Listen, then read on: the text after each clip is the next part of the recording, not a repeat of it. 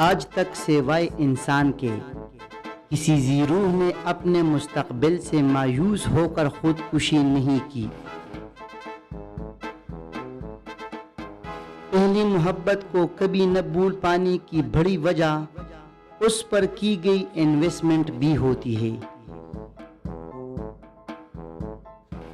मुझे रोशन ख्याल बीवी बहुत पसंद है, बशर्त ये कि वो किसी दूसरी की हो।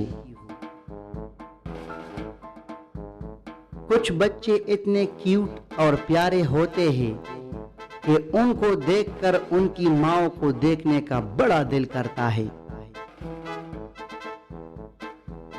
यूसुफी साहब से पूछा गया कि अगर शेर तुम्हारी बीवी और सास पर हमला करे तो आप किसको बचाएंगे? यूसुफी साहब बोले, जाहिर है शेर को बचाऊंगा। दुनिया में गालिब वाहिद शायर है जो समझ में न आए तो दुगना मजा देता है। मर्द की पसंद वो पुरसेरात है जिस पर कोई मोटी औरत नहीं चल सकती। बीए के नतीजे से इस कदर बददिल हुए कि खुदकुशी की ठान ली। बूढ़े वालिदैन ने समझाया कि बेटा खुदकुशी न करो, शादी कर लो। चुनांचे शादी हो गई।